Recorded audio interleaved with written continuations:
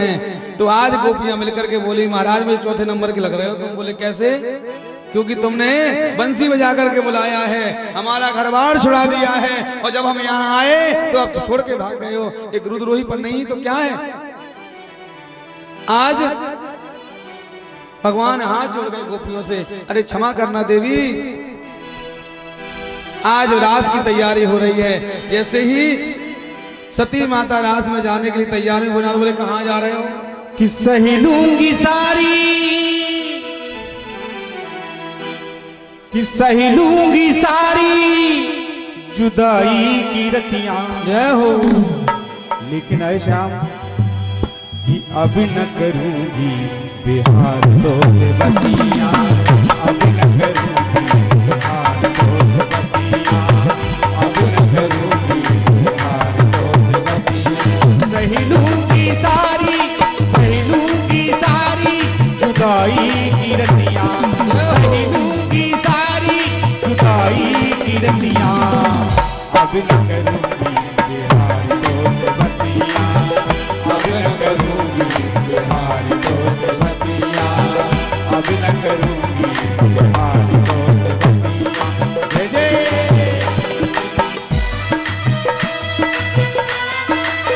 हो।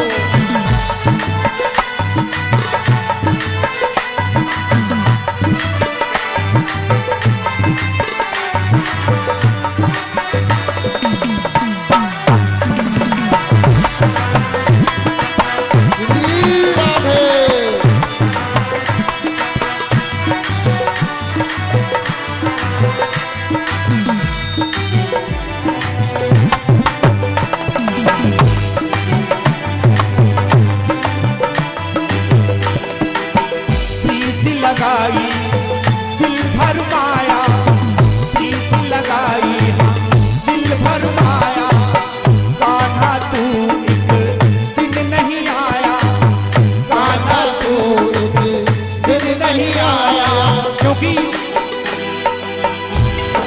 झूठे तेरे वादे, झूठे तेरे वादे, झूठी सारी बत्तियां, अब न करूंगी बिहार तो से बत्तियां, अब न करूंगी बिहार तो से बत्तियां।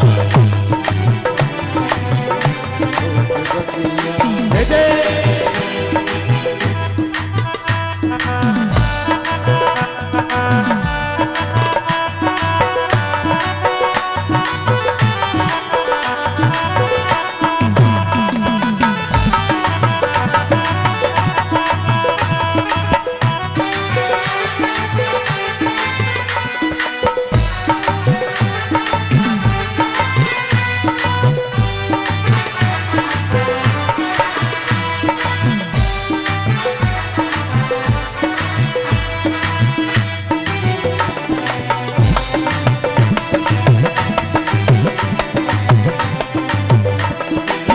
प्यार जताया तन मन लूटा, ऐ कान्हा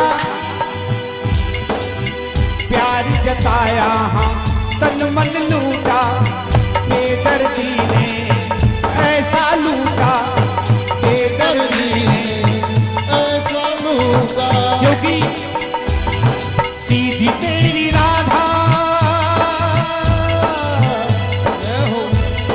सीधी तेरी राधा, सीधी सारी सखियां, अब न करूंगी बिहार तो से बतियां, अब न करूंगी बिहार तो से बतियां, अब न करूंगी बिहार तो से बतियां, अब न करूंगी बिहार तो से बतियां, अब न करूंगी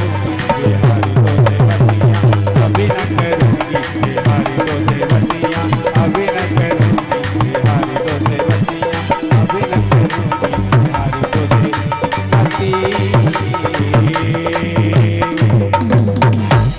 बोलिए आनंद गंध भगवान की जय।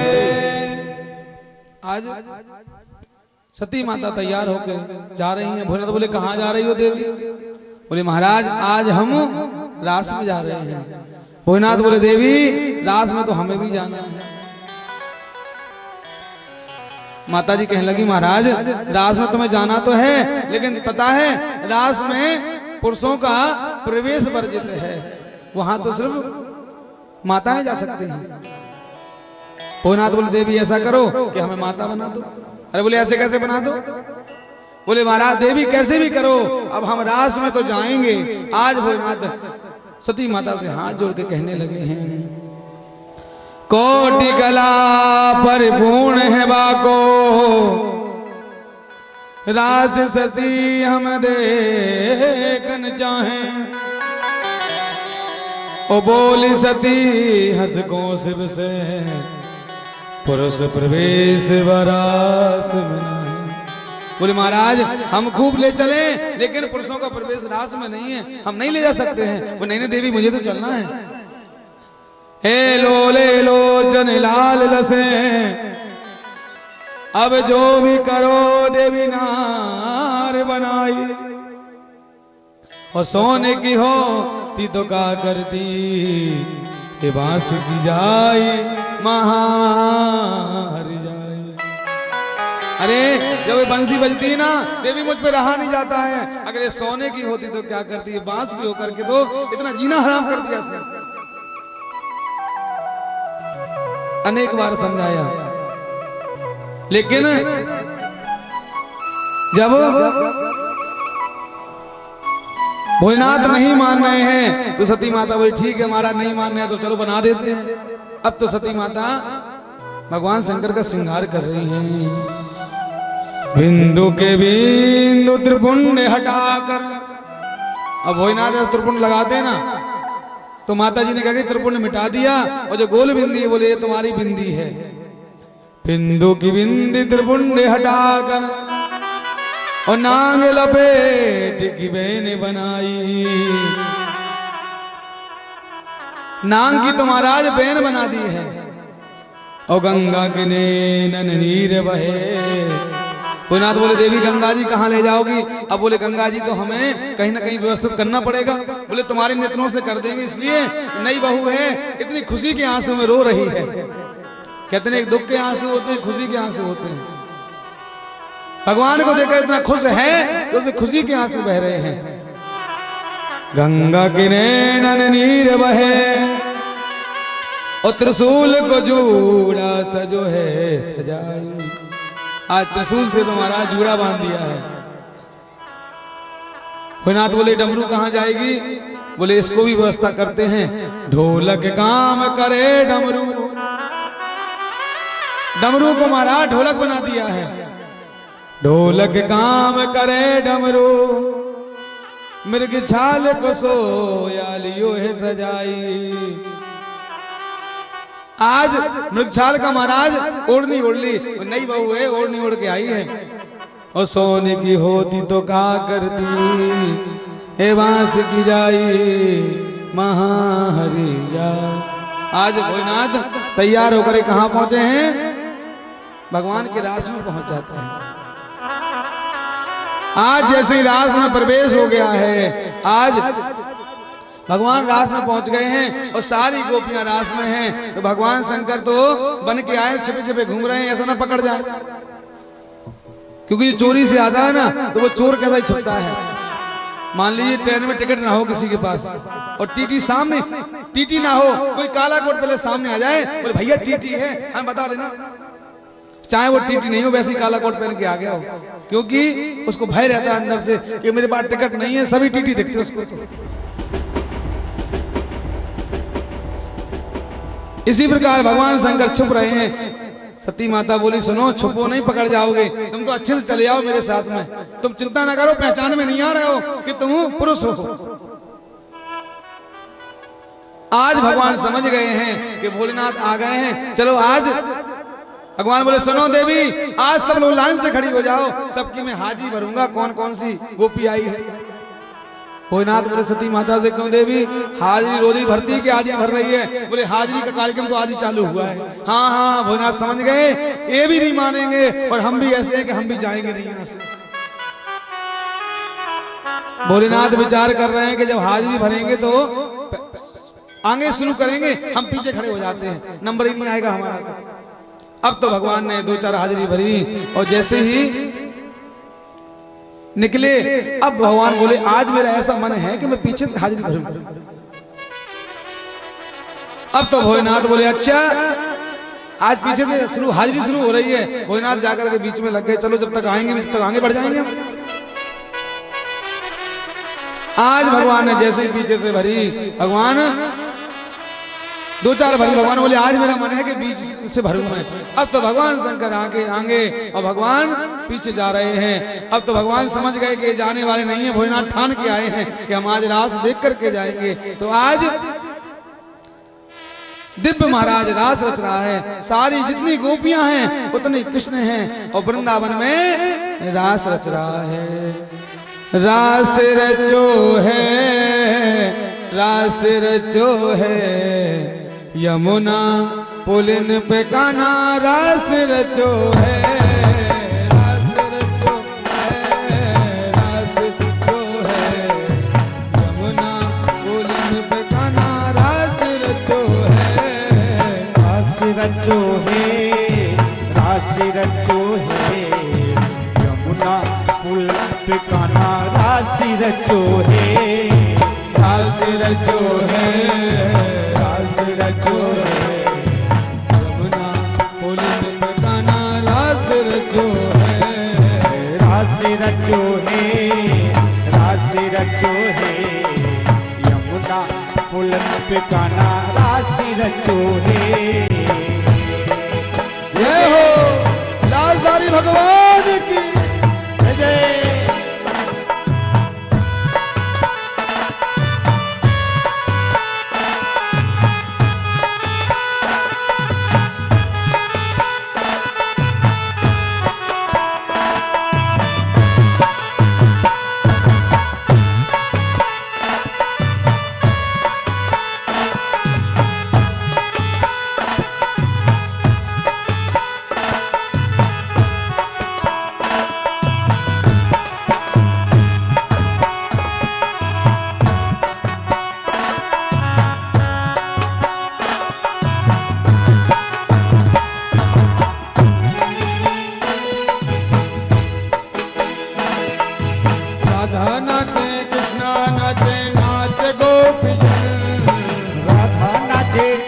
नाचे नाच गोपीजन, राधा नाचे कृष्णा नाचे नाच गोपीजन, राधा नाचे कृष्णा नाचे नाच गोपीजन। मन मेरो बन गयो सखीरी पावन वृंदावन, मन मेरो बन गयो सखीरी पावन वृंदावन, मन मेरो बन गयो सखीरी पावन वृंदावन, मन मेरो बन गयो सखीरी पावन वृंदावन। रास रचो है, रास रचो है, यमुना पुलिन पे कान्हा रास रचो है। रास रचो है, रास रचो है, यमुना पुलन पे कान्हा रास रचो है।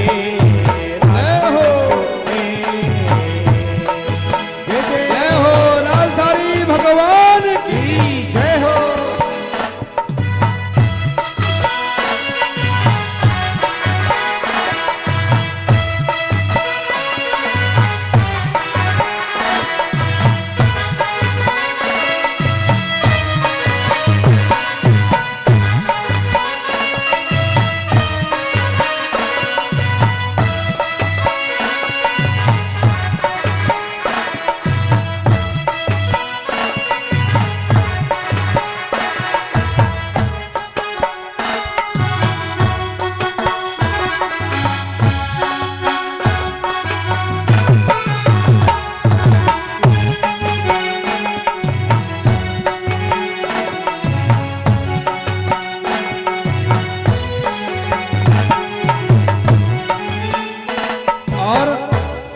कौन कौन नाच रहा है? सूरज नाचे, चंदा नाचे, नाच तारागण। सूरज नाचे, चंदा नाचे, नाच तारागण। सूरज नाचे, चंदा नाचे, नाच तारागण। सूरज नाचे, चंदा नाचे, नाच तारागण। मन मेरो बन गयो सखीरी पावन वृंदावन, मन मेरो बन गयो सखीरी पावन वृंदावन, मन मेरो बन गयो सखीरी पावन वृंदावन। गयो सखीरी पवन वृंदावन। रास रचो है, रास रचो है, यमुना पुलिन पे गाना रास रचो है, रास रचो है, रास रचो है, यमुना पुलिन पे गाना रास रचो है, रास रचो है, रास रचो है, यमुना पुलिन पे गाना रास रचो है। जय जय जय हो राजधानी भगवान की जय हो।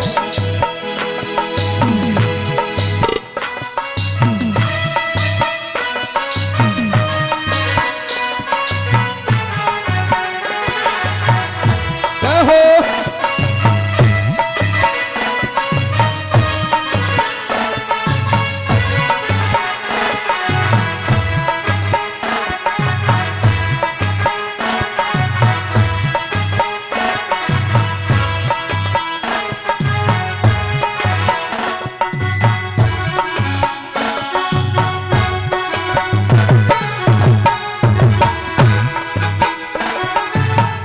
और सारी गोपी रास में नाच रही कैसे? ललता नाचे, विशाखा नाचे, नाच गोपी जन। नाच विशाखा नाच, नाच गोपी जन। ललता नाच, विशाखा नाचे, नाच गोपी जन। ललता नाचे, राधा नाचे, नाच गोपी जन। मन मेरो बन गयो सखीरी पावन वृंदावन, मन मेरो बन गयो सखीरी पावन वृंदावन। मन मेरो बन गयो सखीरी पावन वृंदावन, मन मेरो बन गयो सखीरी पावन वृंदावन। रास रचो है, रास रचो है, यमुना पुलिन पे गाना रास रचो है, रास रचो है, रास रचो है, यमुना किनारे प्रभु रास रचो है, रास रचो है, रास रचो है, यमुना किनारे प्रभु रास रचो है, रास रचो है, रास रचो है, रास रचो है, रास रचो है, यमुना किनारे हरि रास रचो है, रास रचो है, रास रचो है, यमुना किनारे प्रभु रास रचो है, यमुना किनारे प्रभु रास रचो है, यमुना किनारे कहाँ रास रचो है, यमुना किनारे कहाँ रास रचो है। बोली राजधानी भगवान भगवान की जय। जय। आज भगवान रास रचा रहे हैं। आज ब्रह्मा बाबा देख रहे हैं कि भोलेनाथ कैसे रास में जाकर नृत्य कर रहे हैं। भोलेनाथ नृत्य में इतने मस्त हो गए हैं कि भोलेनाथ भूल गए कि हम तो बन के आए हैं। आज नाचते नाचते क्या हुआ, भोलेनाथ सुध बुध भूल गए हैं। देह सुधी हर भूल गए, फरियादन सो हट दूर पराई। भेद खुलो महारास रुको, हरि दौड़ लिए हरि अंक लगा। जैसे ही भोलेनाथ की ओढ़नी उड़ी, भगवान समझ गए कि अभी भेद खुल जाएगा। भगवान भागे आए और भोलेनाथ को गले से लगा लिया। भोलेनाथ तुम भी नहीं माने, तुम भी आ गए हो। दोनों के दृग नयन झरे, लाला बेन ने दे हृदयो है नचाई। लाला क्या करूं, तेरी बंसी इतनी प्यारी बजती है कि मेरा मन भी नहीं माना। और सोने की होती तो का करती, ये बांस की जाई महा हरि जाई। भोलेनाथ ब्रज में गोपी बन के आए हैं रास मंडल में। उसी समय से महाराज भोलेनाथ का एक नाम और पड़ गया, गोपेश्वर। बोलिए गोपेश्वर भगवान की जय। और भोलेनाथ आज भी रास मंडल में भोलेनाथ विराजमान हैं। जो वृंदावन गए उन दर्शन किए होंगे कि भोलेनाथ का प्रातःकालीन का श्रृंगार तो रहता है भोलेनाथ कैसा, और जैसे ही सायंकालीन श्रृंगार होता है तो भोलेनाथ नथनी पहनते हैं, भोलेनाथ मांग भरते हैं, भोलेनाथ साड़ी पहनते हैं, पूरा स्त्री का श्रृंगार होता है। सुखदेव जी कहते परीक्षित ऐसे ब्रज मामाओं को भगवान ने आश्वासन दिया था, उनके आश्वासन को पूर्ण किया है, उनको मनोरथों को पूर्ण किया है। सुखदेव जी कहते परीक्षित यहां कंस का अत्याचार बढ़ता चला जा रहा है। इसने देवकी वसुदेव को दोबारा से बंदी गृह में डाल दिया है। अब तो एक दिन नारद जी महाराज मथुरा गए, कंस से मिले। कंस कैसे हो? मार दिया काल को। बोले गुरुजी काहे को मारा है? जिसको भेजता हूं वो जिंदा नहीं आता लौट के। तो क्या करें? बोले ऐसा करो चेला, तुम यहीं बुला लो कृष्ण बलराम को, वो यहीं मार देना।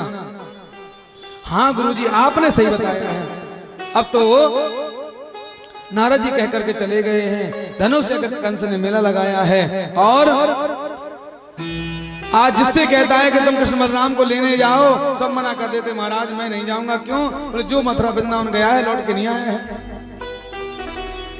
एक बोला भैया कृष्ण के काका रहते हैं बलराम, कृष्ण के काका अक्रूर रहते हैं, अक्रूर से कहो वो अपने काका को नहीं मारेगा। आज अक्रूर जी महाराज भगवान को लेने के लिए वृंदावन जा रहे हैं। अक्रूर जी मन ही मन सोच रहे हैं कि देखो कंस ने आदेश दिया है जाना पड़ेगा, और नहीं गया तो ये मार देगा। और वहां आज बालकों को बुला रहा है ना, ये मारने के लिए ही बुला रहा है। आज भगवान गैये चराने नहीं गए हैं। क्यों नहीं गए हैं? इसलिए नहीं गए हैं कि भगवान जानते हैं कि आज काका आ जाएंगे और मेरी मैया को बता देंगे कि कन्हैया को मथुरा जाना है, तो मेरी मैया रोना शुरू कर देगी। मैया भाई लाला आज तुम गौ चराने नहीं जाओगे? बोले मैया आज हमारा मन नहीं है, आज मैं घर पे रहेंगे। आज जैसे ही अक्रूर जी महाराज मथुरा से चले हैं, जैसे ही वृंदावन आए हैं, तो आज जैसे ही काका को देखा कृष्ण बलराम ने, तो दोनों चरणों में गिर गए। काका आपका बड़ा आना हुआ है। काका आपने बहुत समय बाद सुध ली है हमारी। आज काका को दोनों बालक बैठाते हैं, जल पिलाते हैं। आज नंद बाबा आए। अक्रूर आज तुम्हारा कैसे आना हुआ है? अभी तक तुम मिलने नहीं आए हो, आज कैसे आए हो? आज जैसे अक्रूर जी ने बताया कि बाबा हम कृष्ण बलराम को मेला देखने के लिए लेने आए हैं, कंस ने भेजा है, इतना सुना तो बाबा धड़ाम से नीचे गिर पड़े। बोले नहीं नहीं अक्रूर, मैं अपने बालकों को नहीं जाने दूंगा।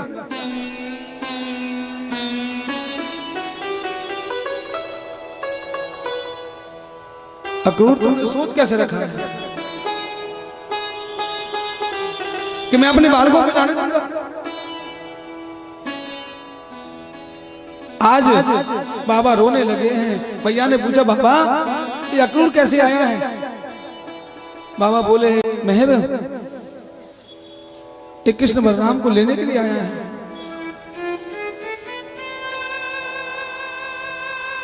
आज जैसे ही मैया ने सुना तो मैया तो धड़ाम से नीचे गिर गई।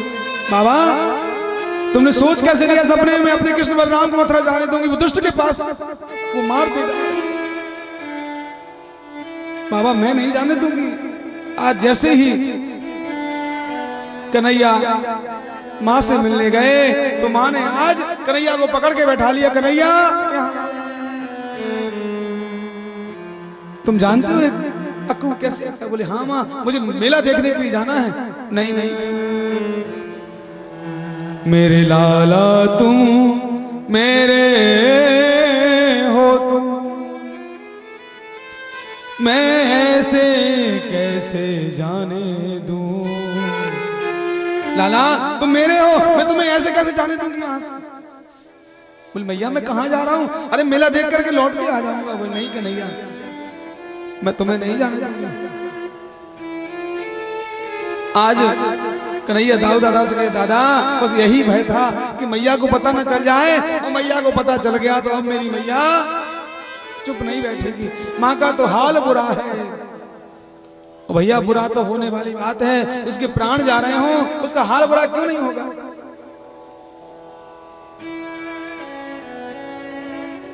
आज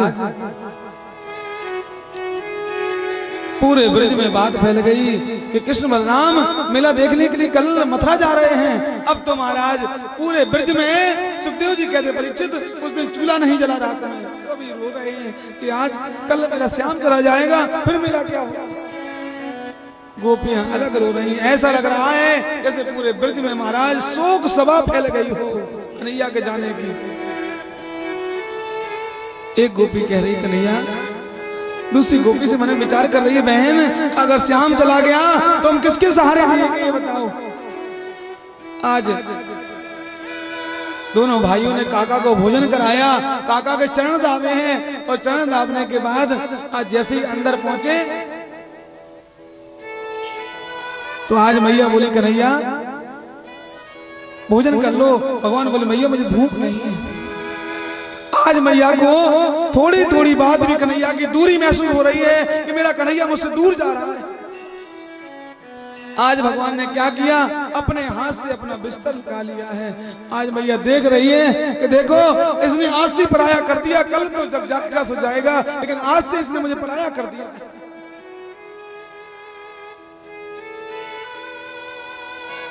आज मैया कह रही कन्हैया मैं रोज तेरा बिस्तर लगाती थी तो क्या आज तूने अपने आप लगाने लगा है, क्या तू इतना बड़ा हो गया है अब?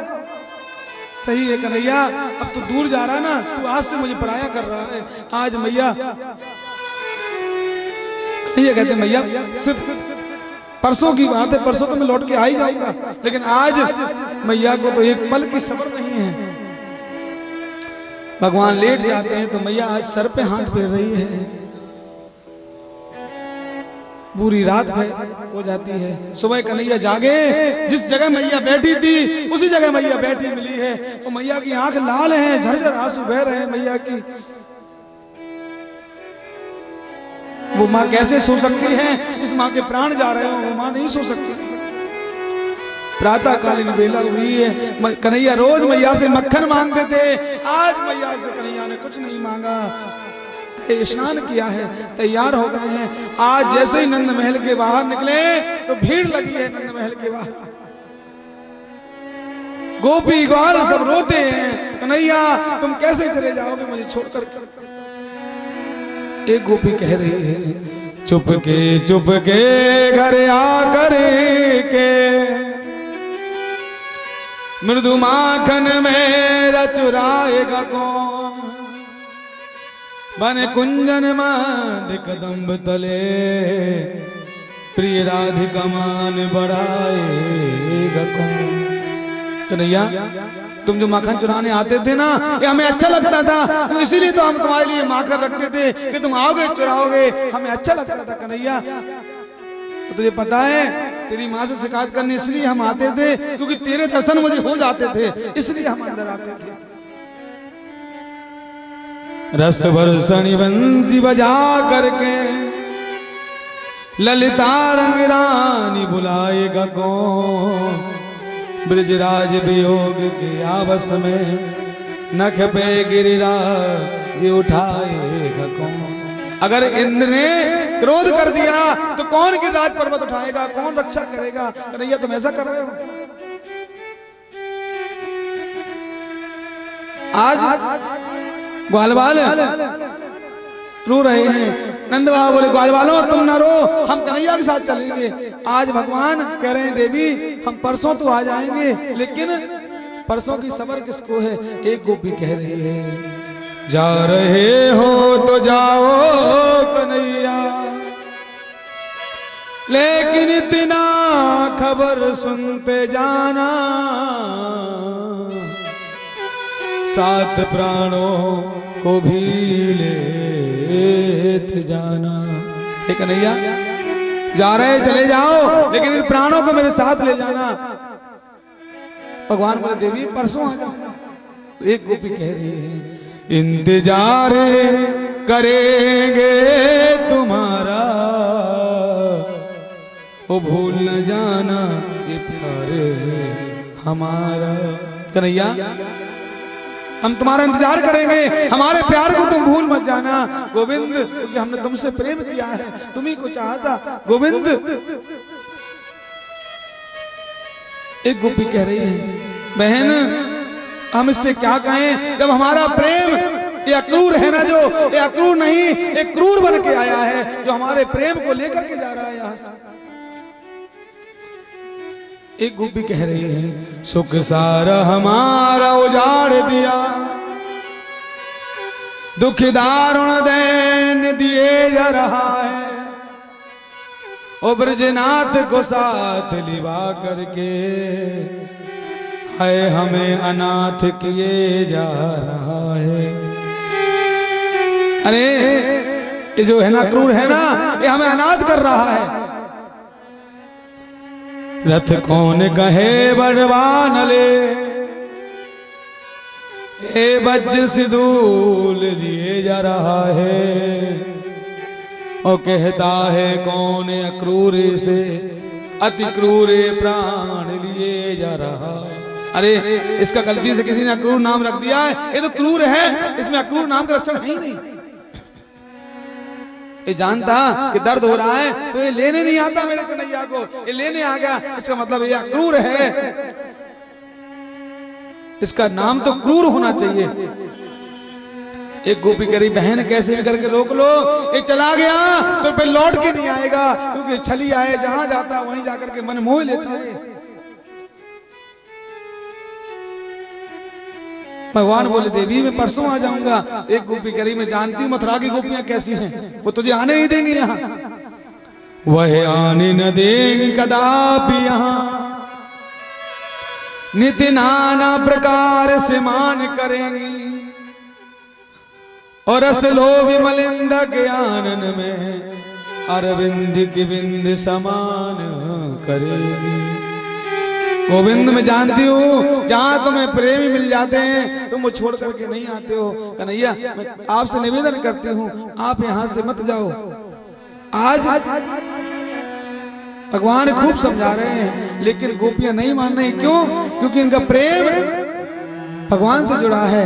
एक गोपी कह रही है, श्याम है मेरी आत्मा और श्याम है दिल के चैन, और जिन नैनों में श्याम नहीं सुने हैं वो नहीं।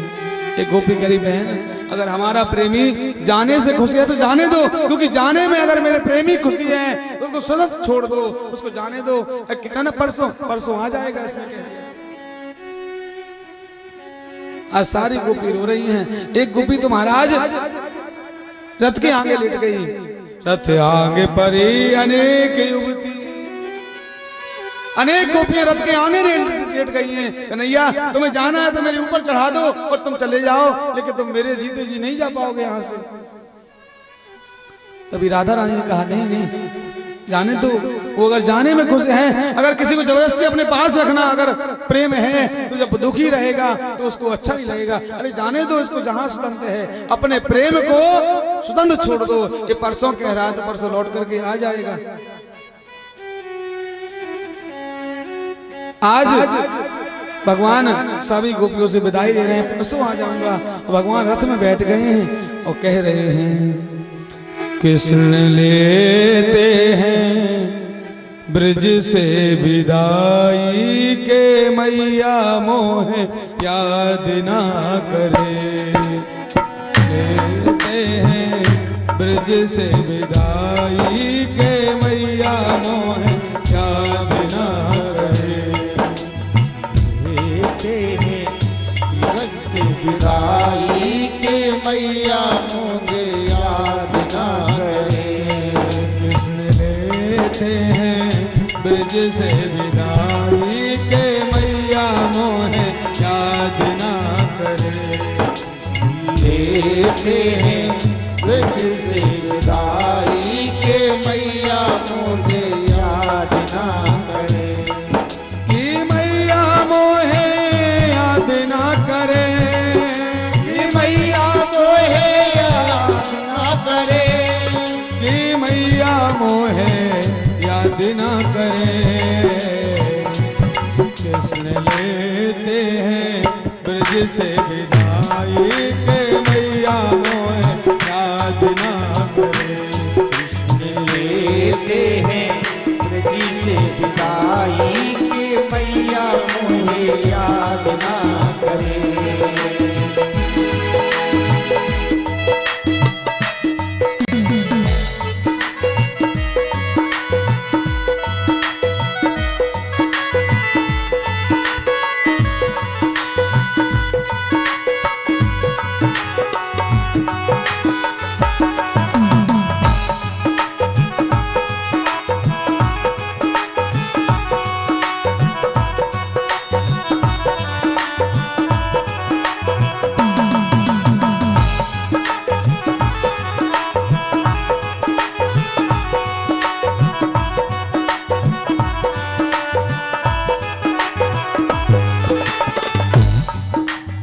और भगवान आज कह रहे हैं क्या? धनुष आगे की आई खबरिया, की आई खबरिया, धनुष आगे की आई खबरिया, धनुषिया की आई खबरिया। जाना है मुझे मथुरा नगरिया, जाना है मुझे मथुरा नगरिया, जाना है मुझे मथुरा नगरिया, जाना है मुझे मथुरा नगरिया। आज भगवान कह रहे हैं गोपियों, धनुष की खबरिया आई है और मुझे मथुरा जाना है और तुम लोग रो मत, मैं परसों लौट करके आ जाऊंगा। और भगवान कह रहे हैं क्या? अब तो हंसे हंस कर दो विदाई के मैया मोहे याद ना करे। अब तो हंसे हंस के करे दो विदाई के मैया मोहे याद ना करे। अब तो हंसे हंस कर दो विदाई के मैया मोहे याद ना करे। अब हंसे हंसे करे दो विदाई के मैया मोहे याद ना करे। लेते हैं ब्रज से विदाई के मैया मोहे याद ना करे। जय हो।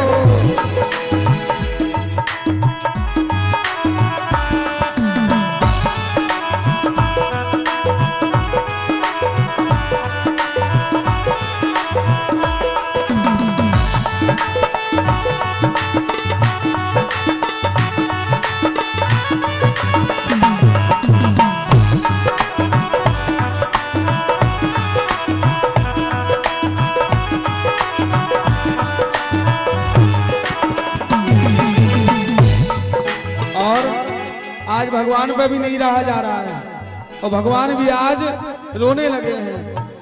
रथ में बैठे रोए कन्हैया, रथ में बैठे रोए कन्हैया, ओ मेरे बाबा ओ मेरी मैया, ओ मेरे बाबा ओ मेरी मैया। आज भगवान भी रो रहे हैं क्योंकि भगवान कोई बाबा मैया के पास जाने कष्ट हो रहा है। आज भगवान रो रहे हैं।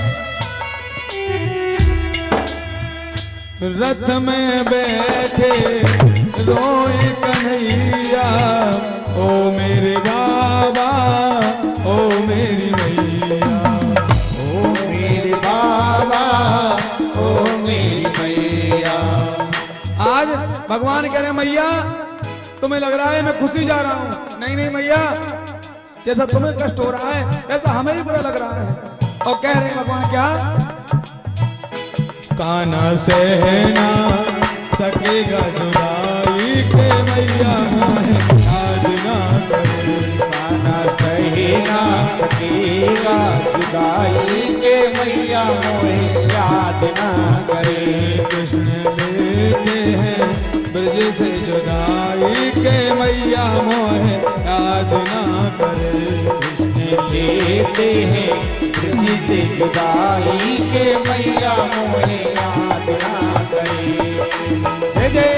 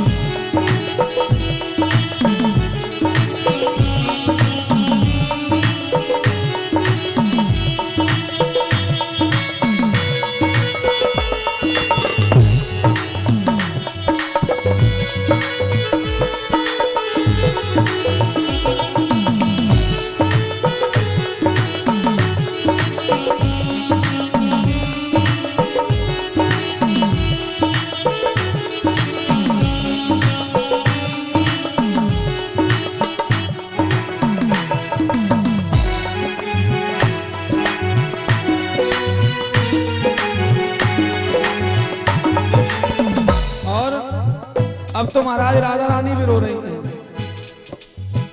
रथ को पकड़ के राधा रोवे, रथ को पकड़ के राधा रोवे, सखियां आके रास्ता रोके, सखियां आके रास्ता रोके। रथ को पकड़ के राधा रोवे, सखियां आके रास्ता रोके, सखियां आके रास्ता रोके। और आज राधा रानी रो रही है रथ को पकड़ के, सखियां ने रास्ता रोक दिया है। भगवान कह रहे देवी मैं परसों आ जाऊंगा। अब भगवान कह रहे हैं अब तो हंसे हंसे, अब तो हंसे हंसे कर दो विदाई के मैया मोह याद ना करे। अब तो हंसे हंसे कर दो विदाई के मैया मुझे याद ना करे। लेते हैं ब्रज से विदाई के मैया मोह याद ना करे। कृष्ण लेते हैं ब्रज से विदाई के मैया मोहे याद ना करे। मैया मोहे याद ना करे, हे मैया मोहे याद ना करे, हे मैया मोहे याद ना करे, हे मैया मोहे याद ना। आज भगवान भी रो रहे हैं क्योंकि भगवान को भी जाने कष्ट हो रहा है। आज राधा ने समझाया देवी जाने दो, अगर हमारे प्रेमी की जाने में खुशी है उसको जाने दो। आज भगवान चले जा रहे हैं, गोपियां देख रही हैं कि देखो देवी वो हमारा प्यार जा रहा है, परसों आएगा कि नहीं आएगा कुछ पता नहीं है। भगवान कि जहां तक रथ की ध्वजा दिखाई दी वहां तक गोपियां देखती रही, देखो वो जा रहा है अभी पहुंचा नहीं है मथुरा। अक्रूर जी के मन में लगा कि मैंने बहुत बुरा किया है, मैंने आज एक तन से एक प्राण को दूर किया है। अक्रूर जी ने स्नान किया, जैसे यमुना जी आई बोले कन्हैया हम स्नान कर लें। जैसे ही यमुना जी में डुबकी लगाई तो आज देखा कि जल में भगवान बैठे हैं। क्योंकि अक्रूर जी के मन में संकोच था कि कंस इनको जाकर कल मार देगा। भगवान ने लीला की और जैसे ही अक्रूर जी ने बाहर देखा दोनों रथ में बैठे हैं। वह बार बार भगवान दिखे तो भगवान ने कहा काका चिंता ना करो हम जल में नहीं है, हम रथ में ही हैं। इतना कहा अक्रूर जी समझ गए एक और कोई नहीं, ये तो हमारे प्रभु ठाकुर जी हैं, ये तो कंस के काल हैं। आज अक्रूर जी स्नान करके आते हैं, जैसे ही मथुरा ले जाते हैं तो आज भगवान के पहुंचने से पहले सारे ग्वाल वाल पहुंच जाते हैं, नंद बाबा पहुंच जाते हैं। भगवान कहने लगे बाबा से बाबा हम मथुरापुरी घुमाए का? कोई ना कन्हैया तो ना जान दूंगा जासे क्योंकि तू उद्दंडी है और काऊ कशु कह देगो तो भैया कंस यहाँ को राजा है तो दंड दे देगो, भैया तू मत जा बिल्कुल भी। आज बोले बाबा दाऊ दादा जाएंगे तो जान दोगे? हाँ तब तो जान दूंगो। तो आज दाऊ दादा साथ में गए हैं। सबसे पहले भगवान आज मथुरापुरी गलियों में से निकले हैं तो मथुरापुरी की स्त्रियां महाराज भगवान पर फूल बरसा रही हैं। ग्वाल वाल बोले चौरे कन्हैया जी बता तू पहली बार आओ ना? बोले हाँ। तो भैया बड़ो स्वागत है रहो यहाँ। और लाला अगर तू पहले से हमें बता दे तो हम भी सुंदर से कपड़ा पहन के आते। भगवान बोले चिंता ना करो हम तुम्हें यही नए वस्त्र देंगे। अब तो भगवान सीधे जो कंस के कपड़े धोने वाला धोबी था वहीं पहुंच जाते हैं। बोले मामा जी राधे श्याम। जैसे धोबी देखा अच्छा कैसे मामा? बोले भैया हमारे कंस मामा हैं तो पूरा गांव मामा लगे। ओहो तू वही है तो भगवान के हमारे महाराज के मारने वालों ना मामा मैं काहे को मारे वालू? ओहो हाँ बोल। बोले मामा जी जो तुम वस्त्र धुल रहे हो ना एक वस्त्र क्या हमारे ग्वाल वालों को मिल जाए क्या? इतना कहा तो अब तो उल्टा सीधा बोलने लगा अच्छा तुम कब से रजवासी वस्त्र पहनने लगे? तुम गांव के ग्वाल वाल गाय चराने वाले तुम जानते हो कैसे होते रजवासी वस्त्र? इतना कहा ग्वाल वाल बोले चोरे करेगा तेरे बेइज्जती करावे कराने बात करेगा। कन्हैया बोले भैया मामा जी तो बड़े बोल रहे हैं क्या करें? बोले थोड़ी दाऊ दादा के साइड में ले जाओ। और जैसे ही दाऊ दादा साइड में गए, कन्हैया गए और एक मुक्का मामा जी में खींच के मारा। मामा जी का गोविंद है नमो नमः हो गया। दाऊ दादा बोले कन्हैया जी मामा जी कहेगा, बोले गिर पड़े नीचे कहेगा। अब तो ग्वाल वालों से बोले भैया जिसको जौन से बस अच्छे लगे वही पहन लो। अब भैया ग्वाल वाल रखे सूखे और कंस तो खूब मोटो तगड़ो। अब जैसे ही ग्वाल वालों ने वस्त्र पहने, अब तो जहां से निकल जाए पूरे रोड की झाड़ू लग जाए। अब पता है आपको झाड़ू कैसे रखती है? हमारी बहनें शादी ब्याह में ऐसे वस्त्र पहनती हैं, इतने बड़े बड़े वस्त्र पहन के आती हैं और जहां से निकल जाती हैं पूरे लॉज का कूड़ा अपने वस्त्रों में लपेट के ले जाती हैं। लॉज वाले को झाड़ू ही लगवानी पड़ती है। क्यों? क्योंकि हमारी बहनें झाड़ू लगा जाती हैं पूरे में। अब तो ग्वाल वाले बोले चोरे कन्हैया जी बता तेने वो झाड़ू वाला समझो है का? बोले क्यों? बोले इसलिए भैया के एक दो ग्वाल वाल तो बेचारे छोटे से रखे, दो दो घुस गए। अब जब दो दो घुसे तो कला मुंडी खाए गिर पड़े। बोले कन्हैया हाथ पांव टूट जाएंगे भैया, मैं तो भाई फटे बस दे दो भाई पहन लूंगा मैं तो। नाना कन्हैया बोले चिंता न करो भैया आगे चलते हैं। अब तो भैया आगे बड़े भगवान। तो दर्जी मिला है, दर्जी से कहा ठाकुर जी ने दर्जी क्या हमारे ग्वाल वालों के वस्त्र ठीक कर दोगे क्या? अरे बोले प्रभु ये तो मेरा सौभाग्य है, आज ग्वाल वालों के वस्त्र ठीक किए हैं। भगवान बोले दर्जी कुछ मांग लो, क्या चाहिए तुम्हें? दर्जी बोला महाराज हमें कुछ नहीं चाहिए, जो आगे दे के आए हो वो हमने देख लिया है। भगवान बोले नहीं नहीं तुमने तो मेरा काम किया है, कोई ना सरकार का चुना चाहिए हमें तो। भगवान बोले चिंता ना करो भैया तुम्हारी दुकानदारी हर समय फलती फूलती रहेगी। तो आप देख लो चाहे लॉकडाउन लग जाए या सूखा पड़ जाए, लेकिन दर्जी की सिलाई 400 ही रहेगी और व्यक्ति कपड़ा सिलाने वहां जाएगा ही। उसकी दुकानदारी में कमी नहीं रहती। कपड़ा चाहे 100 रुपए का हो लेकिन सिलाई तो लगेगी 400-500 रुपए ही। ब्रजवासी बोले कन्हैया अब सब वस्तु तो अच्छे हो गए हैं लेकिन एक कमी और रह गई। बोले क्या? बोले भैया बस एक कमी क्या है कि जब तक सुंदर सी गले में माला और चंदन न मिले तब तक मन न भरे।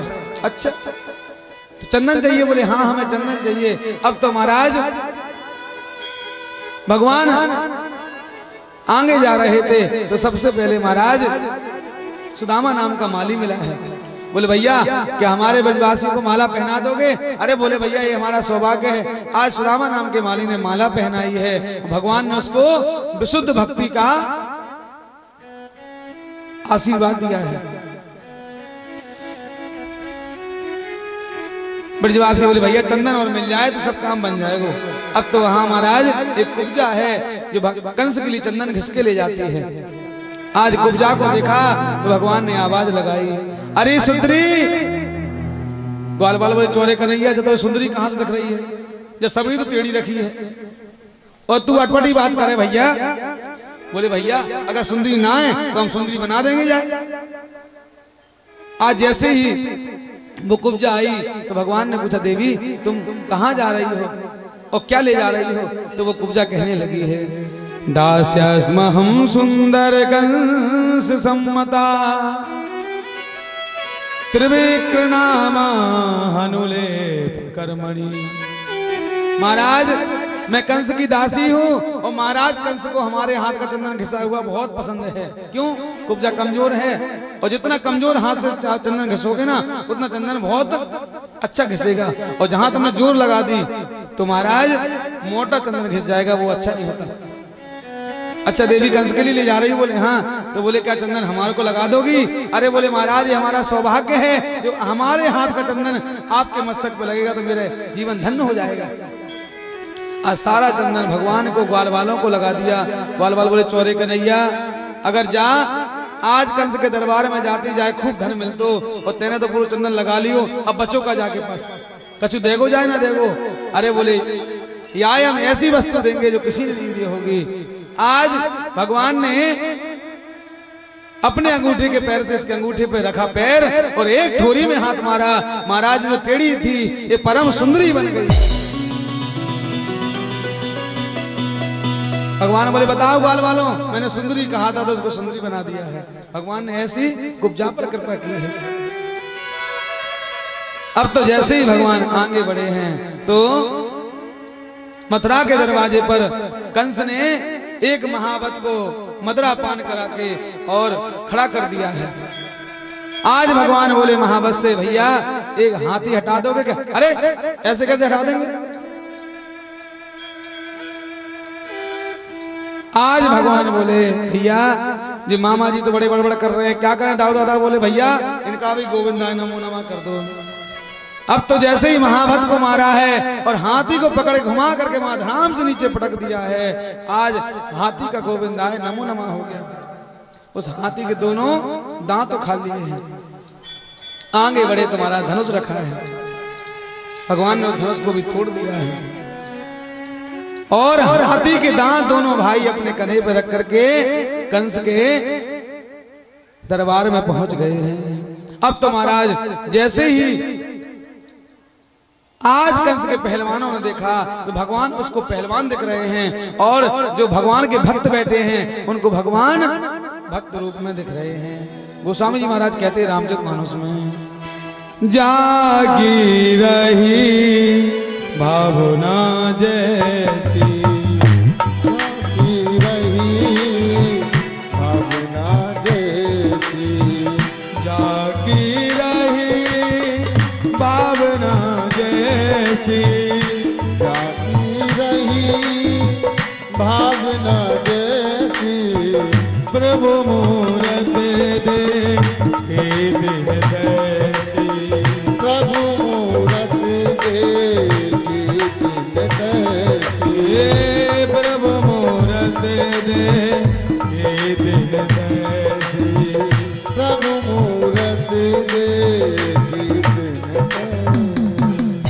जागी रही भावना जैसी और प्रभु मूरत देखी दिन तैसी। भैया भगवान को जो जिस तरीके से भजता है भगवान उसको उसी तरीके से दर्शन देते हैं। देखो कंस को भी भगवान दर्शन दिए हैं लेकिन काल के रूप में, और पहलवानों को भगवान पहलवान के रूप में दिखाई दे रहे हैं और भक्तों को भगवान प्रभु के रूप में दिखाई दे रहे हैं। कंस ने आदेश दिया सल तोसल से, जाओ इनसे युद्ध करो। आज सल तोसल मल्लयुद्ध में महाराज ताल ठोक रहे हैं, आओ हमसे युद्ध करो। भगवान बोले भैया मामा जी तुम बड़े पहलवान हो, छोटे मोटे, ना ना तुम सब झूठ बोल रहे हो, तुमने बड़े बड़े दैत्य मारे हैं, तुम तो हमसे युद्ध करो। भगवान बोले दाऊ दादा क्या करना है? बोले भैया ना मानना है तो चलो।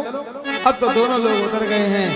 भगवान ने सल से युद्ध किया है और दाऊ दादा ने तोसल से युद्ध किया है। खेल खेल में दोनों को धड़ाम से पटक दिया है, दोनों का गोविंदाय नमो नमः हो जाता। अब तो कंस ने आबाद दी।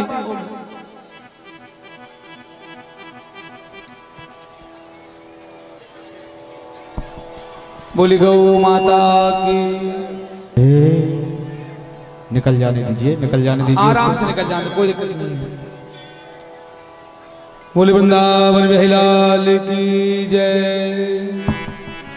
गोपाल मुरलिया वाले नंदलाल मुरलिया वाले, गोपाल मुरलिया वाले नंदलाल मुरलिया वाले, गोपाल मुरलिया वाले सभी बोलेंगे लाल मुरलिया वाले, गोपाल मुरलिया वाले, नंदलाल मुरलिया वाले, गोपाल मुरलिया वाले, नंदलाल मुरलिया वाले, श्री राधा नटवर दिलमणि गोपाल मुरलिया वाले, श्री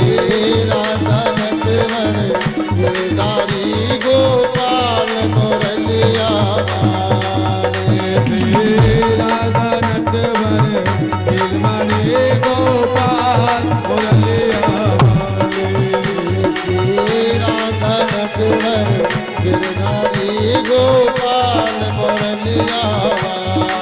सभी बोलेंगे हाथ सागर कैसे?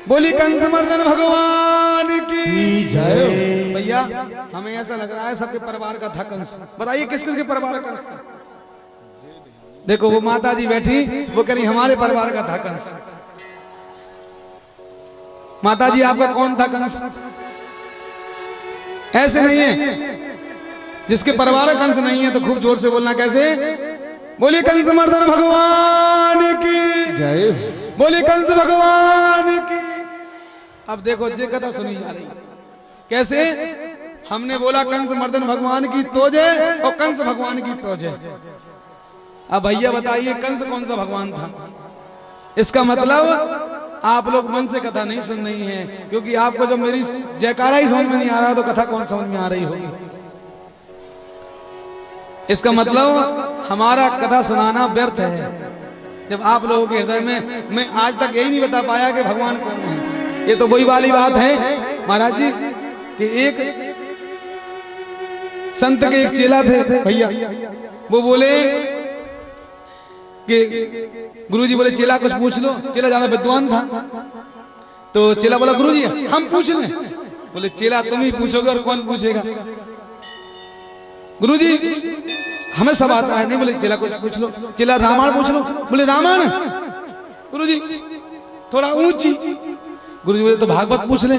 गुरुजी थोड़ा ऊंची। गुरुजी बोले चेला तो बड़ा विद्वान है, रामायण से पारंगत है और भागवत से भी पारंगत हो गया। तो बोले बेटा गीता पूछ ले। हाँ गीता वैसे मुझे आती है लेकिन थोड़ा मोड़ा तुम पूछ लो, तुम्हें इच्छा है तो। गुरुजी आपकी प्रसन्नता के लिए पूछ रहा हूं मैं आपसे। तो गुरुजी ने कहा क्या बोलूं? बोले तुम गीता सुना दो मुझे। तो गुरुजी कहने लगे गावोपनिषदा सारा दुग्धा गोपाल नंदना। गुरुजी ने सुनाया। गुरुजी ने कहा चेला इसका अर्थ बताएं कि समझ में आ गया। अरे बोले गुरुजी कैसी बातें कर रहे हो, हमें समझ में नहीं आएगा। गुरुजी बोले चेला तो बड़ा विद्वान है, गुरु ही मिला है मुझे, चेला काहे को मिला? नहीं फिर भी चेला पूछ लो। नाना गुरुजी सब बात समझ में आ गई, बस एक बात समझ में नहीं आई गुरुजी, वो दो गधा कौन से थे जो गोपाल जी के थे? अब तो गुरुजी ने माथा पकड़ा। बोले बेटा वो दो गधा और कौन थे? एक गधा तो हम, एक गधा तो जो हम तुमको समझ नहीं पाए हैं और तुम हमें नहीं समझ पाए हो। ऐसे ही आप लोग कर रही हैं माता जी। कंस कीजिए और कंस भगवान कीजिए, ऐसी भागवत मत सुनो भैया। चाहे एक शब्द सुनो समझ में आ जाए तो ठीक है, नहीं तो कंस कीजिए ना बोलो आप लोग। चलिए वैसे आप लोग बड़े अच्छे हैं, कोई बात नहीं। बोले कंस मर्दन भगवान की जय। अब कछु माताएं संशय में फंसी है, सुना कंस की जय बोल रही है। चलो कोई बात नहीं है। ऐसे भगवान ने कंस को मारा है। उसके बाद जब कंस मारा गया उसकी पत्नी का नाम है अस्ति और प्राप्ति, दोनों रोते हुए आई हैं। आज भगवान कह रहे हैं मामी जी हम तो मामा जी से मिलने आए थे, और जब मामा जी से मिलने आए तो मामा जी ऊपर बैठे थे, और जैसे ही ऊपर गए तो मामा जी नीचे आ गए, और जब नीचे आए तो मामा जी सबसे ऊपर चले गए। मामी जी आज कंस की दोनों पत्नी रोते हुए अपने पिता जरासंध के यहाँ गई हैं। उस दिन से जरासंध भगवान का कट्टर दुश्मन बन गया है। आज भगवान दाऊ दादा और कन्हैया जी से बाबा ने कहा लाला चल अपने वृंदावन चलते हैं। बाबा बोले, कन्हैया बोले बाबा अब हम वृंदावन नहीं जाएंगे। सारे ब्रजवासी रोने लगते हैं। कन्हैया तू परसों की क्या है था? बोले परसों की कहा था सरकार, लेकिन अब हम वृंदावन नहीं आ सकते क्योंकि मेरा कर्तव्य है। मेरे माँ बाप जो देव की वसुदेव हैं मुझे इनकी भी सेवा करना है। देव की वसुदेव को कारावास से बाहर निकाला है, महाराज अग्रसेन को राजा बना दिया है। बहुत समय बीत गया। एक दिन वसुदेव जी को लगा कि मेरे बच्चे बड़े हो गए लेकिन अभी तक गुरुकुल पढ़ने नहीं गए हैं, और जो माँ बाप अपने बच्चों के अध्ययन पर ध्यान नहीं देते हैं वो कैसे होते हैं? ये नीति कहती है माता शत्रु पिता वैरी एन बालो न पाठितः। माता शत्रु पिता बैरी, जो माँ अपने बच्चों पर पढ़ाई पर ध्यान न दे और पिता ध्यान न दे वो शत्रु बैरी के समान होता है। क्यों? क्योंकि जब बालक बड़ा हो जाएगा और अच्छी पढ़े लिखी सभा में बैठेगा उस समय जब वो अनपढ़ होगा तो कैसा लगेगा? ना शोभते सभा मध्य हंस मध्य बको यथा। हंसों का झुंड बैठा हो, उसमें एक कौआ आके बैठ जाए, अच्छा लगता है क्या? इसलिए आज पढ़ने के लिए भेजा है। वहीं गुरुकुल में उज्जैन पढ़ने गए हैं, वहीं भगवान की मित्रता सुदामा जी महाराज के साथ हुई है। भगवान अल्पकाल में विद्या पा करके लौट के आए हैं। देखिए कथा तो बहुत लंबी है और कथा बहुत बड़ी है, लेकिन क्या है ना, समय हमको आगे बढ़ने की अनुमति नहीं दे रहा है, क्योंकि अभी हमें भगवान का विवाह भी करना है। तो हम सारी कथा श्रवण करेंगे, लेकिन कुछ नाव मात्र से भी करेंगे। भगवान पढ़ करके आए हैं। एक दिन भगवान मथुरा में हैं, भगवान का मन नहीं लग रहा है। देवकी मैया ने देखा कन्हैया जब से आया है बोलता नहीं किसी से, क्या बात है? तो आज उद्धव जी महाराज को भेजा है कि जाओ पूछ के आओ कन्हैया वो कष्ट क्या है। और जैसे ही आज कन्हैया के पास गए हैं तो भगवान मूर्छित पड़े हैं, भगवान रो रहे हैं। कहा कन्हैया तुम क्यों रो रहे हो? बोले मुझे गोपियों की याद आती है। उद्धव जी महाराज कौन है पता है? महाराज बृहस्पति जी के शिष्य हैं और ब्रह्म ज्ञानी हैं। इनको अपने ज्ञान का घमंड है। और महाराज ज्ञानी कितने बन जाओ, अगर आपके अंदर प्रेम नहीं है तो वो ज्ञान कोई काम आने योग्य नहीं है। आज उद्धव जी भगवान को समझाने का नहीं, तुम रो रहे हो, तुम मनुष्यों के लिए रो रहे हो, तुम तो भगवान हो। तो आज भगवान कह रहे हैं हे वृषभान सुते ललते, मैंने कौन सो अपराध कियो है तिहारो, और काट दियो ब्रज मंडल सो, अब और रहूं दंड रहो अति भारो, अपनो कर ले वो मोहे पनि देव, कुंज कुटी यमुना जल प्यारो, आपन की निधान दया की निधान, ओ भाई सो भाई अब बेग उचारो। आज कहते उद्धव वो मुझे याद करते हैं इसलिए मुझे उनकी याद आती है, अगर वो मुझे याद ना करें तो हमें उनकी याद नहीं आएगी। उद्धव तुम चले जाओ, हमारी चिट्ठी लेकर के, पत्रिका लेकर के तुम उन गोपियों को दियाओ, उनसे कहो कि हमें याद ना करें। आज उद्धव जी महाराज कह रहे हैं ठीक कन्हैया मैं जाता हूं।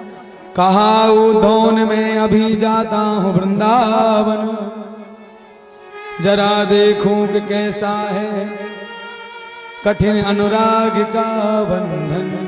आज उद्धव जी महाराज घमंड है कि हम ज्ञानी है, प्रेम कुछ नहीं होता है। आज जैसे उद्धव जी महाराज वृंदावन की सीमा में प्रवेश किए हैं, वहीं से प्रेम ने अपना रंग दिखलाना चालू कर दिया है।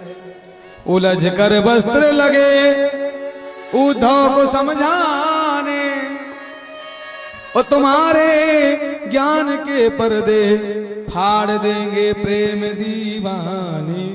अरे उद्धव तुम बहुत बड़े ज्ञानी बन के जा रहे हो ना, तुम्हारे सारे पर्दे वो प्रेम के दीवाने फाड़ देंगे। उद्धव जी वृंदावन आते हैं, वृंदावन पूछते हैं नंद महल कहाँ है? बोले जहां से जल बह रहा है ना वही नंद महल है। बोले जल का मतलब? बोले नहाने का जल नहीं है, ये नंद यशोदा के आंसू हैं जो लाला की याद में निरंतर बह रहे हैं। आज उद्धव जी महाराज देख करके रह गए, धन्य है, ऐसा भी कोई प्रेम ही होता है जो इतना रोता है। जैसे अंदर आए हैं, नंद महल में प्रवेश किया, देखा कि मैया पालने को झुला रही हैं, और कोई आ जाता तो कहते हैं नहीं नहीं शांत रहो, मेरा लाला सो रहा है। आज मैया का प्रेम है इतना है, उनको पालने में लाला दिख रहे हैं। आज उद्धव ने आकर कहा मैया मैं उद्धव हूं, किसने मुझे भेजा है? इतना सुना तो मैया कहने लगी लाला अब मेरा कन्हैया इतना बड़ा हो गया है कि अब अपने मित्रों को भेज रहा है। आज समझाया है मैया को, भैया रो मत। आज उद्धव जी मैया को देख करके रह गए कि ऐसा भी प्रेम होता है। उद्धव जी की ज्ञान की गांठ पहली वहीं खुल गई है। आज उद्धव जी महाराज जाकर के गोपियों से जाकर के मिलते हैं। आज उद्धव जी महाराज गोपियों से मिलने गए हैं, वहीं महाराज एक भौरा आया है, तो उस भौरे ने जैसे ही राधा रानी के चरण पर बैठा है, उतने में आज भौरे को भी गोपियों ने डांट दिया है, अरे काले तू भी काला है और तेरा स्वामी काला है, तुम काले के सारे कपटी काले ही होते हो, जाओ यहाँ से भाग जाओ। आज भौरे को भी भगा दिया है। और कह रही उद्धव से, उद्धव तुम मथुरा से आए हो ना, श्याम का संदेशा लेने आए हो। कहा उद्धव ने मैं अभी मथुरा से आया हूं, सुनाता श्याम का संदेशा जो मैं साथ लाया। आज एक गोपी बोली, कन्हैया उद्धव तुम्हारा स्वामी पता है कैसा है, मुख सूख गया रोते रोते, तेरे दरस को ना तरसते रहे, हो मेरे श्याम सलोने सांवरिया, तुम छोड़ गए, तुम छोड़ गए। उद्धव तुम्हारा कृष्ण ऐसे हमको छोड़ के गया था। आज उद्धव जी गोपियों का प्रेम देख करके आज उद्धव जी की सारी ज्ञान की गांठ महाराज खुल गई है। जो उद्धव ज्ञानी बन के आए थे, आज उद्धव से प्रश्न कर रही है गोपी, सुनो उद्धव तुम्हारा कृष्ण ऐसा था कि जैसे कोई जंगल में आग लग जाती है, जानवर जंगल छोड़ के चले जाते हैं, तुम्हारा कन्हैया ऐसे हमको छोड़ के गया है। कि राह निहारत थक गई अखियां, देखत हो गई सा,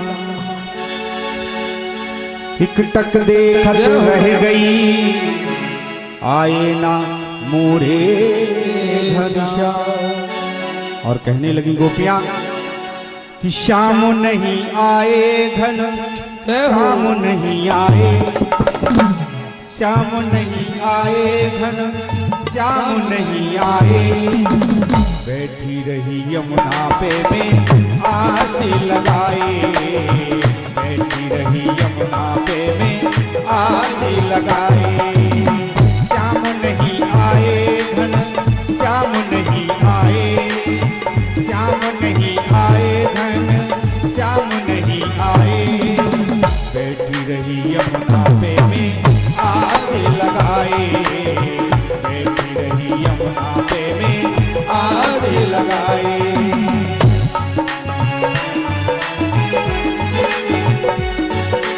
ऐ कन्हैया तू कह के गया था परसों, और परसों बीत गई, कहीं के गया था मैं आऊंगा परसों, कहीं के गए थे मैं आऊंगा परसों। बैठी बैठी यमुना पे बीत गई बरसों, बैठी बैठी यमुना पे बीत गई बरसों। इसलिए कोई मेरे दिल का, कोई मेरे दिल का हाल ये सुनाए, कोई मेरे दिल का हाल ये सुनाए। क्या बैठी रही यमुना पे में आस लगाए, बैठी रही यमुना पे में आस लगाए। श्याम नहीं आए घन, श्याम नहीं आए, श्याम नहीं आए घन, श्याम नहीं आए। बैठी रही यमुना पे में आस लगाए, बैठी रही यमुना पे में आस लगाए, बैठी रही यमुना पे में आस लगा, आस लगा, आस लगा, आस लगा। आज गोपियां कह रही हैं उद्धव तुम्हारा मित्र कपटी है, उसने हमारे संग कपट किया है। उद्धव एक बात बताना, वो सूर्पनखा की गलती क्या थी? अरे उसने कौन सी गलती की थी? अरे ठीक है उसको तुम्हारे गोविंद सुंदर लगे, उस सूर्पनखा ने अपना विवाह की इच्छा जाहिर की। उद्धव तुम्हारा जो कृष्ण है ना, इसने हर अवतार में छल किया है। अरे बेचारी सूर्पनखा विवाह करने के लिए आई थी, तो इसने चलो विवाह मना कर दिया, कोई बात नहीं, अपने भैया से कह दिया, अपने भैया से इसने नाक कान कटवाने के लिए कह दिया। ऐसा कोई कपटी होता है क्या? तेरा मित्र हर समय कपट करता है। आज उद्धव जी महाराज हाथ जोड़ खड़े हो गए, धन्य है, हमें क्षमा कर दो। आज जो उद्धव ज्ञानी थे वो भगवान आज गोपियों के प्रेमी बन गए हैं।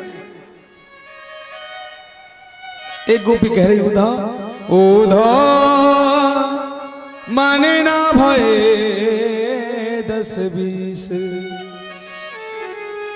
एक हतो सो श्याम संग चलो गौ, अब को आराधे ईस उद्धव मन ना भये 10-20।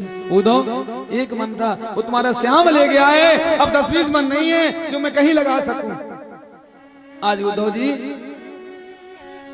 एक गोपी कहने लगी, सुनो उद्धव, कृष्ण तन कृष्ण मन, कृष्ण ही हमारो धन, आठों याम उद्धव में श्याम ही सुकाम है। उद्धव तुम भय बोरे ओ पाखी लेखे आए दौड़े, योग कहाँ राखे यहाँ रोम रोम श्याम है। अरे तुम हमें योग दिखाने आए हो, योग बताने आए हो, ज्ञान बताने आए हो, लेकिन हम कहाँ रखें, क्योंकि हमारे रोम रोम में श्याम का प्रेम बसा है, उसके सिवा मेरे जीवन में कोई नहीं है। आज उद्धव जी महाराज जो ज्ञान का उपदेश देने आए थे, उद्धव जी महाराज आज सूदे हो गए हैं।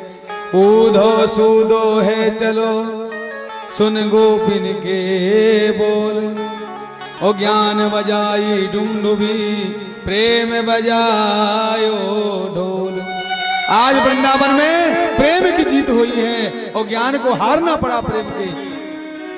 उद्धव जी ने राधा रानी के चरण छुए हैं। आज जैसे ही उद्धव जी गए हैं, भगवान रो के दिखाने लगे। उद्धव जी बोले, ए छलिया तू शांत रह, यहाँ रो के दिखा रहा है, उन गोपियों को तो रोते हुए छोड़ाया है। इतना सुना तो आज भगवान हंसने लगे, उद्धव बस मैं यही चाहता था, तुम्हारे अंदर ज्ञान तो बहुत है लेकिन तुम्हारे अंदर प्रेम नहीं है, और जब ज्ञानी के अंदर प्रेम ना हो तो वो ज्ञान कोई काम नहीं आता है। उद्धव तुम प्रेमी बन गए हो। आज उद्धव गले से लगा लिया, उद्धव तुम नेत्र बंद करके देखो। जैसे ही उद्धव ने नेत्र बंद किए, भगवान खड़े हैं, गोपियां खड़ी हैं। बोले, उद्धव ना मैं इनसे कहीं दूर हूं, ना ये मुझसे दूर हैं, मैं इनसे कभी दूर नहीं रह सकता हूं, मैंने तुम्हें प्रेमी बनाने के लिए वहां भेजा था। सुखदेव जी कहते, परीक्षित ऐसे भगवान ने उद्धव जी को प्रेमी बनाया है। आगे कथा आती है कि कंस के मर जाने के बाद जो अस्थि प्राप्ति उसकी पत्नी जरासंध के पास गई थी। जरासंध भगवान का कट्टर दुश्मन बन गया है। ध्रुवस्या हि धर्मस्या नहीं धर्मति ही कर्मणा। आज कट्टर दुश्मन बन गया है। इसने महाराज जरासंध ने 23 अक्षौणी सेना लेकर के मथुरा पर आक्रमण कर दिया है। एक बार नहीं, 2 बार नहीं, 17 बार आक्रमण किया है। 17 बार भगवान ने सेना को मार दिया है और जरासंध को जीवित छोड़ दिया है। अब की 18वीं बार जब युद्ध करने आया, इसने ब्राह्मणों को, संतों को पाठ में बैठा दिया। बोले, सुनो ब्राह्मणों और संतों, तुम भजन करना, और अगर इस बार मैं हार गया तो मैं तुम सब संत ब्राह्मण का वध कर दूंगा। और भगवान तो ब्रह्मन देव, भगवान संतों के लिए तो कुछ भी कर सकते हैं। और भगवान कहते भी तो हैं, अपना मान भले टल जाए, भक्त कमान न टलने पाए। भगवान अपना मान घटा देते हैं लेकिन भक्त का मान भगवान बढ़ाते हैं। आज जैसे ही जरासंध युद्ध करने के लिए आया तो भगवान ने क्या किया, आज दाऊ दादा से बोले, दादा आज हमारी ऐसी इच्छा है अब हम भाग चलेंगे। दाऊ दादा बोले, पागल होगा कन्हैया, लोग भगोड़ा कहेंगे, लोग तुम्हारे नाम से रणछोड़ कहेंगे, तुम रणछोड़ हो। भगवान बोले, देखो दादा इतने नाम रखे, चोर, छलिया, एक नाम और हो जाएगा। अरे भगोड़ा भी कह देंगे, रणछोड़ भी कह देंगे, कोई परेशानी नहीं भैया। आज भाग चलते हैं। आज जरासंध युद्ध करते करते भगवान भाग दिए हैं और प्रवर्सन पर्वत पर भगवान चढ़ गए हैं। वहीं जरासंध ने महाराज प्रवर्सन पर्वत में आग लगा दी है कि दोनों जल के मर जाएंगे। वहीं भगवान ने विश्वकर्मा को आदेश दिया, जाओ एक मेरी नगरी बसा दो समुद्र में। भगवान ने समुद्र किनारे नगरी बसा दी है। आज भगवान प्रवर्सन पर्वत के रास्ते से अपने नगरी में पहुंच गए हैं और भगवान ने सोते हुए मथुरा वासियों को अपने उस नगर में बुला लिया है। और जब सुबह जैसे ही जागे और सारे नगरवासी जागे, किसी का द्वार पश्चिम के साइड था तो किसी का पूरब के साइड मिला। अब तो सब कह रहे द्वार कहाँ, द्वार कहाँ। तो उस नगर का नाम पड़ गया द्वारकापुरी। बोली द्वारकाधीश की जय। सुखदेव जी कहते परीक्षित, भगवान 11 वर्ष भगवान कहाँ रहे हैं? भगवान वृंदावन रहे हैं। और 14 वर्ष भगवान मथुरा रहे हैं। और 25 वर्ष की अवस्था में भगवान द्वारकाधीश बन गए हैं। बोली द्वारकाधीश महाराज की जय। सुखदेव जी कहते परीक्षित, दाऊ दादा का विवाह रेवत जी की पुत्री रेवती महारानी के साथ संपन्न हुआ, लेकिन कन्हैया का जो प्रथम विवाह हुआ है वो राक्षस विधि के साथ हुआ है। प्रजा ने पूछा, महाराज राक्षस विधि से कैसे हुआ? हमें वो विवाही कथा सुननी है। तो सुखदेव जी महाराज आज विवाही कथा सुना रहे हैं। अच्छा भैया जी बताओ, बारात में कौन कौन चलेगा? हाँ, हमारी बहन जी तो चलेंगे, लेकिन ये सब यहाँ झूठ बोलते हैं। सब हाथ तो उठा देंगे लेकिन विवाह में नहीं जाना बोले, ऐसे ही बैठेंगे हम तो। चलिए कोई बात नहीं। आज भगवान का विवाह सुखदेव जी महाराज परीक्षित जी को सुनाते हैं। एक भीष्मक जी महाराज हैं। राजासीद भीष्म को नामा विदर्भाद पतिर महान। एक भीष्मक नाम के राजा हैं। वो कहाँ के राजा हैं? विदर्भ देश के राजा हैं। तस्य पंचा भवन पुत्रः कन्यका च वरानना। उनके तस्य पंचा भवन पुत्र, 5 पुत्र हैं, एक पुत्री है। पहले पुत्र का नाम है रुक्मी, दूसरे का नाम है रुक्मरथ, तीसरे का नाम है रुक्मबाहु, चौथे का नाम है रुक्मकेशी और 5वें का नाम है रुक्ममाली और कन्या का नाम है रुक्मणी महारानी। बोली रुक्मणी महारानी की।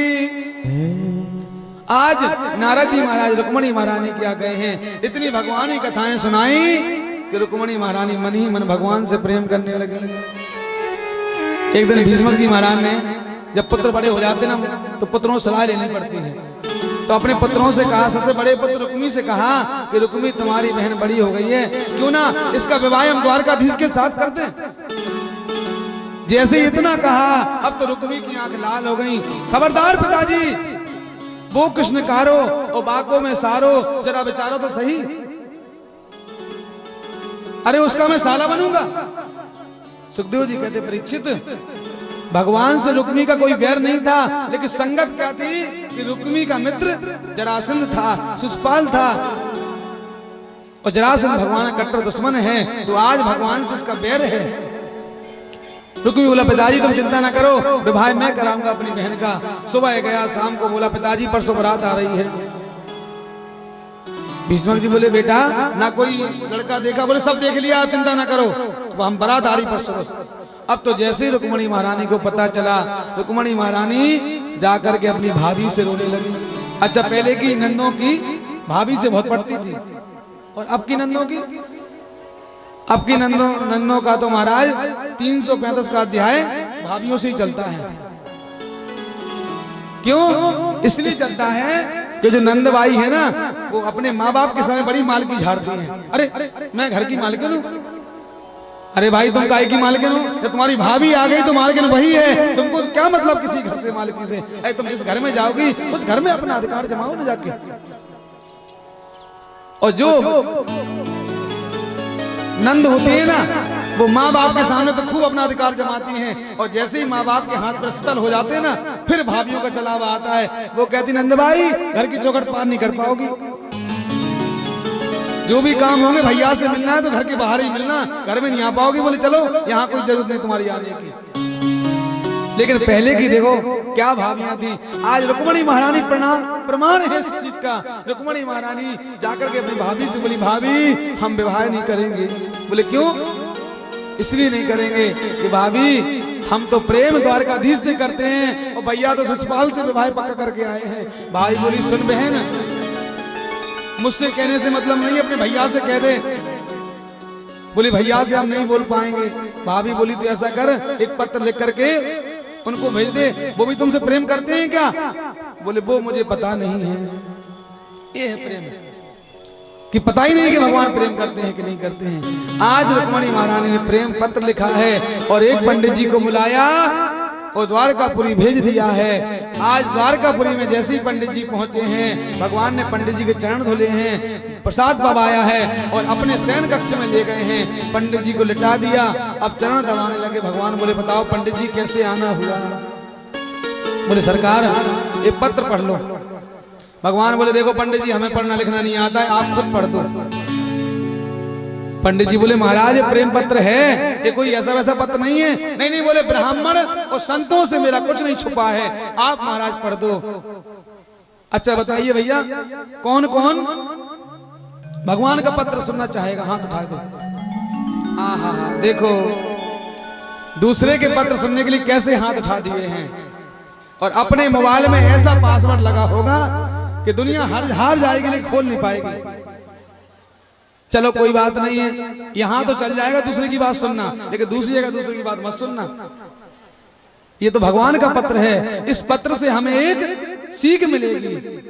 आज रुक्मणी महारानी पत्र लिख रही हैं। श्रुत्वा घोड़ान भुवन सुंदर सर्वतांते निर्वेश कर्ण विविर हर तो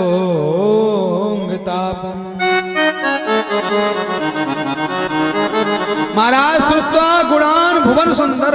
महाराज हमने सुना है, क्योंकि आपकी कथाएं इतनी सुनी हैं। श्रुत्वा गुणान, आपके गुणानवाद इतने हमने सुने हैं कि मन ही मन आपसे हमें प्रेम हो गया है। श्रुत्वा गुणान भुवन सुंदर सर्वतांते, मेरे हृदय पटल पर, मेरे हृदय भवन में आपका नाम अंकित हो गया है। महाराज मुझे आपसे प्रेम हो गया है। निर्वेश कर्ण विवरे हर दोंगताप। महाराज आपकी इतनी कथाएं सुनी हैं कि कानों से मुझे आप कथाओं से प्रेम हो गया है। रूपम दृशाम दृश्यमथा मखिलार्थ लाभम त्वयोचिता विशद चित्तव पत्रमं में। महाराज इसलिए आपसे निवेदन है कि मुझे आप वर्ण करना, लेकिन एक बात ध्यान रखना महाराज, परसों मेरी बारात आ रही है और आकर के हमको ले जाओ, लेकिन ध्यान रखना मेरे भाइयों को कोई तकलीफ ना पहुंचे, ना मेरे पिता को तकलीफ पहुंचे। आप ऐसे मेरा हरण करके यहां से ले जाना है। ये है प्रेम। और अब का प्रेम भैया, अब तो विवाह ऐसे हो रहे हैं, विवाह नहीं सौदा हो रहा है। अब लड़की देखने जाते हैं, इंची टेप ले जाते हैं। भैया कितने लंबाई है? हमें तो समझ में नहीं आता है भैया कि बहू देखने जा रहे हैं कि फौज की भर्ती के लिए जा रहे हैं। और लड़का कहता है नहीं मैं तो देख लूंगा पहले तब विवाह करूंगा। अब पिता पे विश्वास नहीं रहा है इस बात पे। लेकिन भगवान रुक्मणी महारानी का प्रेम देखो, देखा नहीं है, सिर्फ कथाएं सुनी हैं, उससे प्रेम हो गया है। आज पंडित जी बोले देखो प्रभु पूरा पत्र सुना दिया, आप बताओ आपका क्या आप भी प्रेम करते हो क्या? भगवान बोले हाँ हम भी करते हैं। बोले तुम्हें प्रेम कैसे हुआ है? बोले जो नारद जी ने हमारी कथाएं सुनाई ना, उन्हीं नारद जी ने रुक्मणी की सुंदरता का इतना वर्णन सुनाया कि हम भी मन ही मन रुक्मणी से प्रेम करते हैं। ओहो पंडित जी बोले अब हम समझे, दोनों तरफ आग जल रही है। मैं तो जानता था रुक्मणी ही प्रेम कर रही है, तुम भी करते हो इसका मतलब? बोले क्या करना है? बोले करना कुछ नहीं है, तुम्हारे साथ मैं ही चल रहा हूं। अब तो भगवान ने रथ निकाला और रथ में पंडित जी को बैठाला और चल दिए हैं। यहाँ महाराज दाऊ दादा बोले कन्हैया कहाँ? अब भैया से कैसे कह दें कि हम भगाने जा रहे हैं। अब तो पत्र लिया और भैया को फेंक दिया, लोग पढ़ लेना अपने हिसाब से। आज जैसे ही दाऊ दादा ने पढ़ा, दाऊ दादा कह रहे हैं वाह भैया मेरा कन्हैया बड़ा हो गया है, अब इसके लिए प्रेम पत्र आने लगे हैं। आज दाऊ दादा ने कहा सारी सेना इकट्ठी की और मन में विचार कर रहे हैं, क्योंकि जरासंध जैसे वहां अक्रूर राजा आएंगे, भगवान कन्हैया को कोई ना कोई कष्ट ना पहुंचा दें। तो आज दादा सेना लेकर के चल दिए हैं। और आज जैसे ही पंडित जी रुक्मणी महारानी से मिले हैं, आज रुक्मणी महारानी से पंडित जी मिले हैं, तो रुक्मणी महारानी ने पंडित जी से पूछा पंडित जी क्या हुआ है? बोले कुछ नहीं हुआ। बोले कुछ कहा उन्होंने? बोले कहा कुछ नहीं, वो साथ में आ गए हैं और माता के मंदिर पर आपका इंतजार कर रहे हैं। अब तो रुक्मणी महारानी प्रसन्न हो गई हैं। आज किसी ने बता दिया शिशुपाल को कि भैया शिशुपाल यहाँ द्वारकाधीश आया है। इतने में जरासंध बोला कन्हैया सुनो शिशुपाल, अगर द्वारकाधीश आया तो भैया अपनी बहुरानी को बचा के रखना, ऐसा नहीं लेके भाग जा। वहीं बैठे थे बराती, बराती बोले भैया चिंता ना करो, हम खावी लड्डू पेड़ा खावे थोड़ी ना आए हैं, हम जाकर रक्षा करेंगे। अब तो सारे बराती महाराज अंबिका माता के मंदिर को घेर लिया है। आज रुक्मणी महारानी को मेहंदी रच रही है और दिव्य मंगल गीत गा रहे हैं। आओ मेरी सखियों मुझे मेहंदी लगा दो, मेहंदी लगा दो मुझे ऐसी सजा दो, मुझे श्याम सुंदर की दुल्हन बना दो, मुझे श्याम सुंदर की दुल्हन बना दो। आओ मेरी सखियों मुझे मेहंदी लगा दो, मेहंदी लगा दो मुझे ऐसे सजा दो, मुझे श्याम सुंदर की दुल्हन बना दो, मुझे श्याम सुंदर की दुल्हन बना दो, मुझे श्याम सुंदर की दुल्हन बना दो,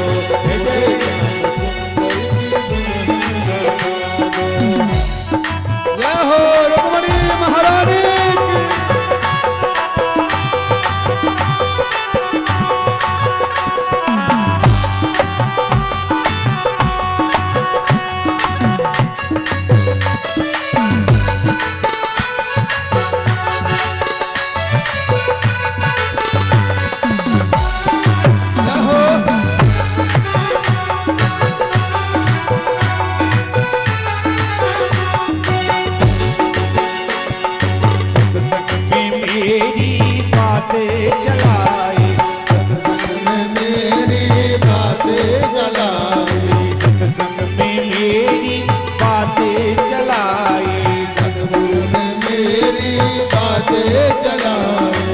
सदगुरु ने मेरी कीनी सगाई, सदगुरु ने मेरी कीनी सगाई, उनको बुला के हथेलेवा करा दो, उनको बुला के हथेलेवा करा दो, उनको बुला के हथेलेवा करा दो, मुझे श्याम सुंदर की दुल्हन बना दो, मुझे श्याम सुंदर की दुल्हन बना दो, मुझे श्याम सुंदर की दुल्हन बना दो।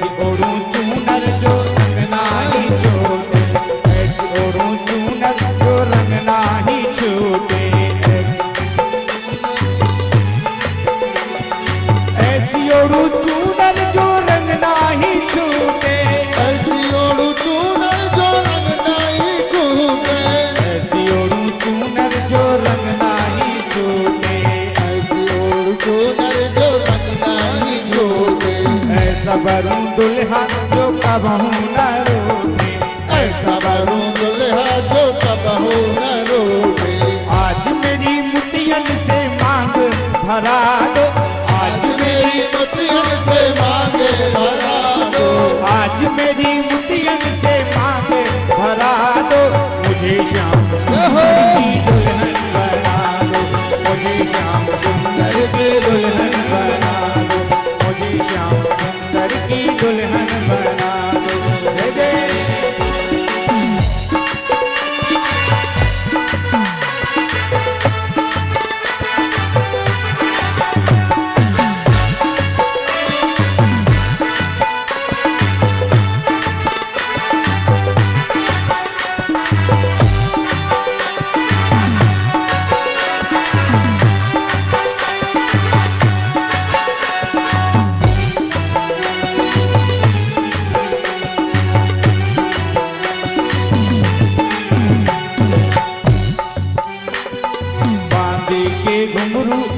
उनको रिझाऊंगी, बांधे के घुंघरू में उनको रिझाऊंगी, बांधे के घुंघरू में उनको रिझाऊंगी, बांधे के घुंघरू में उनको रिझाऊंगी। लेके के तारा में श्याम श्याम गाऊंगी, लेके के तारा में श्याम श्याम गाऊंगी, लेके के तारा में श्याम श्याम गाऊंगी, लेके के तारा अटल सुहागी की बिंदिया लगा दो, अटल सुहागी की बिंदिया लगा दो। मुझे श्याम सुंदर की दुल्हन बना दो, मुझे श्याम सुंदर की दुल्हन बना दो, मुझे श्याम सुंदर की दुल्हन बना दो। आओ मेरी सखी मुझे मेहंदी लगा दो, मुझे ऐसे सजा दो। मुझे श्याम सुंदर की दुल्हन बना दो, मुझे श्याम सुंदर की दुल्हन बना दो, मुझे श्याम सुंदर की दुल्हन बना दो, मुझे श्याम सुंदर की दुल्हन बना दो। बोलिए आनंद कंद भगवान की जय, द्वारकाधीश की जय।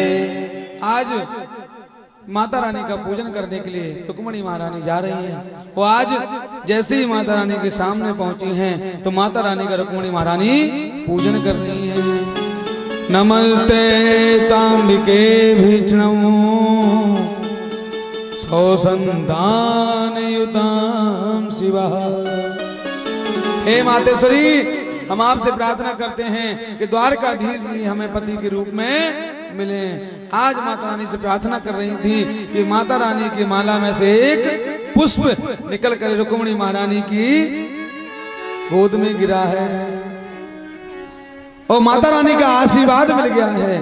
मनुजा हीरा चौ मिलई सोबरो सहज सुंदर सांवरो करुणा निधान सुजानशील स्नेहु जानत रावरो।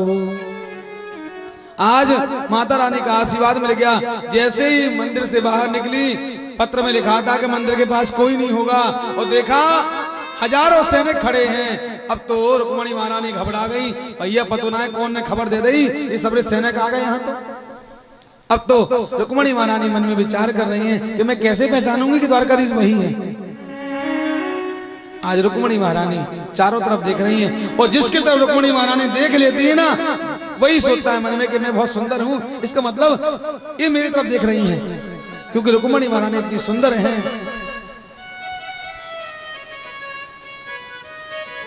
आज रुक्मणी महारानी देखते चली जा रही हैं। भगवान बीच में खड़े हैं। भगवान ने हाथ उठाया, देवी मैं ही हूं।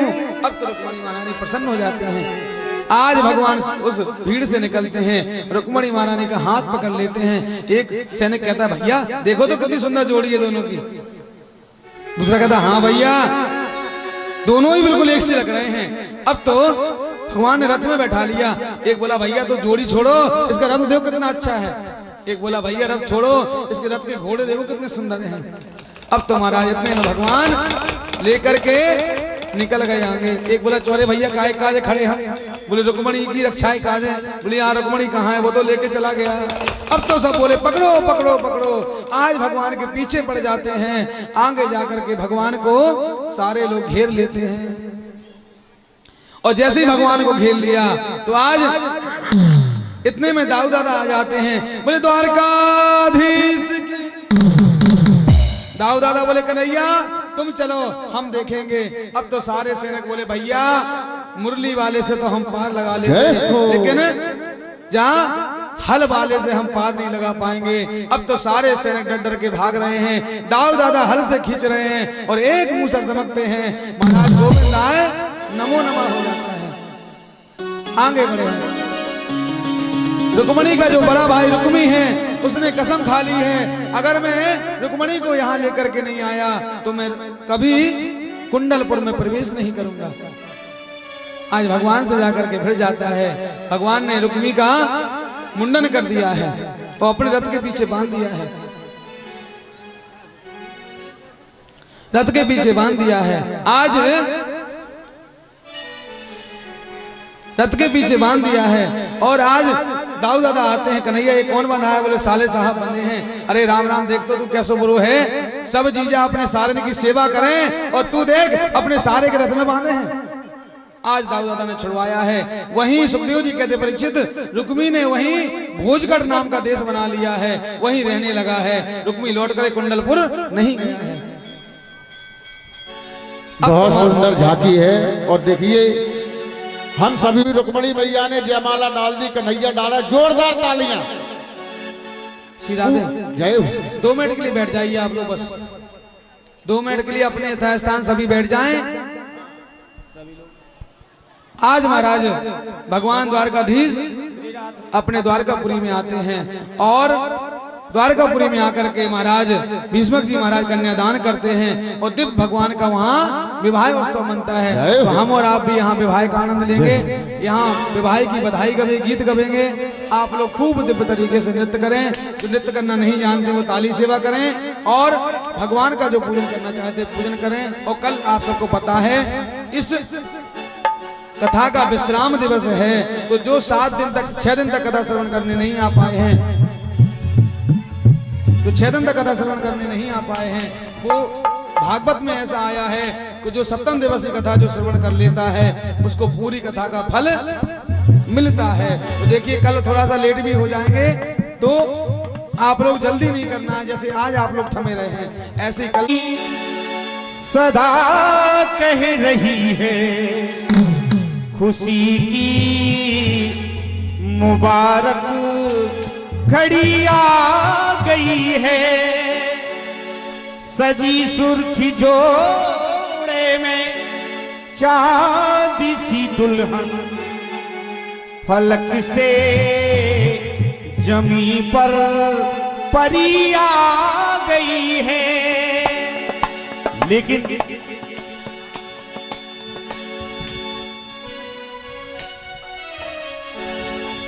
श्री यदुकुल नंदन कमल नयन को पहनाओ जयमाला, पहनाओ जयमाला। श्री यदुकुल नंदन कमल नयन को पहनाओ जयमाला, पहनाओ जयमाला।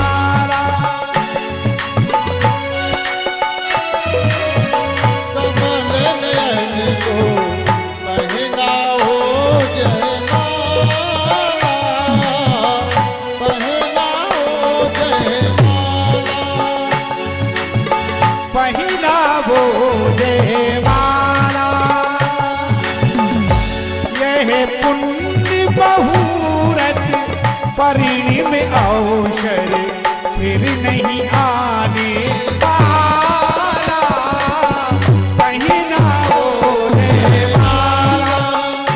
यह स्वर्ण में अवसर पूर्ण मुहूर्त फिर नहीं आने वाला,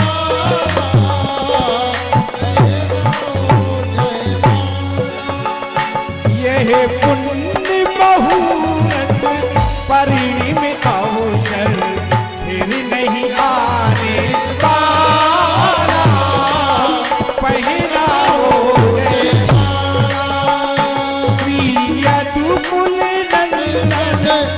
कमल नयन को पहनाओ जयमाला, पहनाओ जयमाला। श्री अनुकूल नंदन कमल नयन को पहनाओ जयमाला, पहनाओ जयमाला, पहनाओ जयमाला, पहनाओ जयमाला। बोली द्वारका है जैसे संसार की शादी है, आज मेरी शाम की शादी है, आज मेरी शाम की शादी है। जय हो जय हो।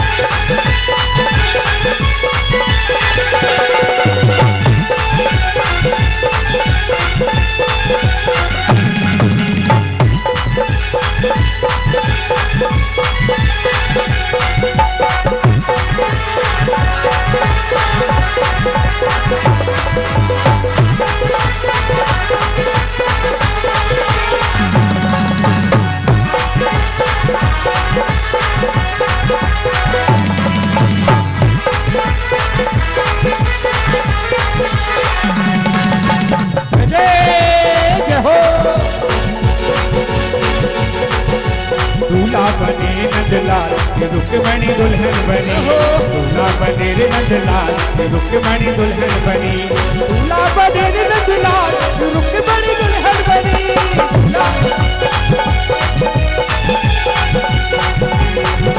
दुल्हन बनी दुल्हन बनी दुल्हन बनी दुल्हन बनी दुल्हन बनी देखो दुल्हन बनी। दूल्हा बने रे नंदलाल रुक्मणी दुल्हन बनी, दूल्हा बने रे नंदलाल रुक्मणी दुल्हन बनी। जय जय हो।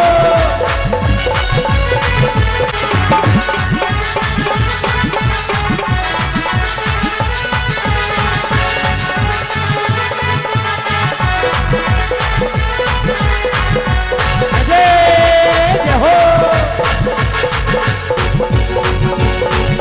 मुकुट सिर मोर का मेरे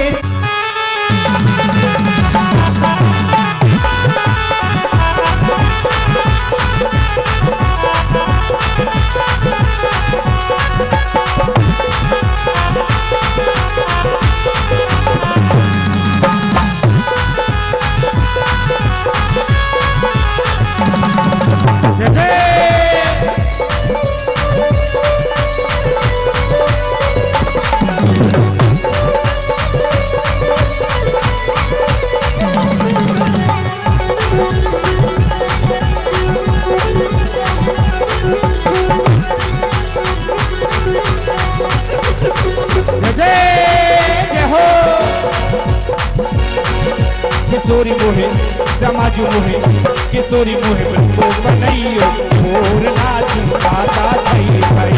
किशोरी मोहे बंदो बनैयो मोर नाचू गाता थई थई। गाता थई थई श्याम गाता थई थई, गाता थई थई श्याम गाता थई थई। राधा जी मोहे किशोरी मोहे समाजू मोहे बंदो बनैयो मोर नाचू गाता थई थई। किशोरी मोहे बंदो बनैयो मोर नाचू गाता थई थई। जय जय हो।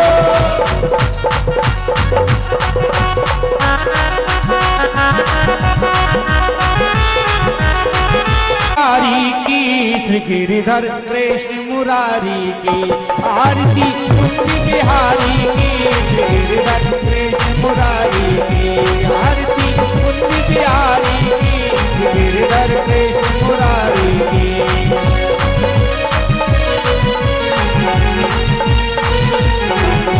गले में भेजती माला बजावे मुरली मधुर बाला।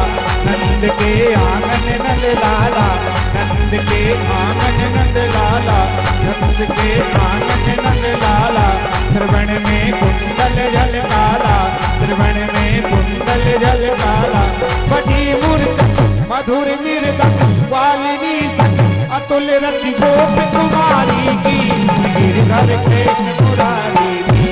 आरती कुंज बिहारी की, गिरधर कृष्ण मुरारी की।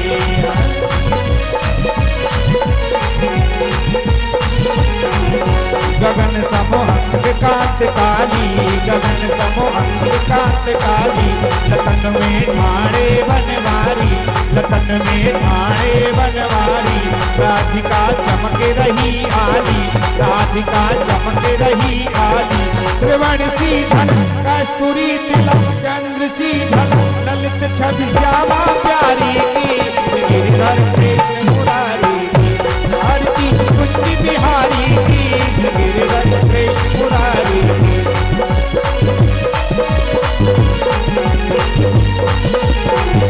जहाँ ते प्रगट भई गंगा, जहाँ ते प्रगट भई गंगा। कलश कलहारिण श्री गंगा, कलश कलहारिण श्री गंगा। दुश्मन ते होत मोह भंगा, दुश्मन ते होत मोह भंगा। बसी शिव की जटा के बीच हरि यज्ञ की, चरण छवि श्री बनवारी की।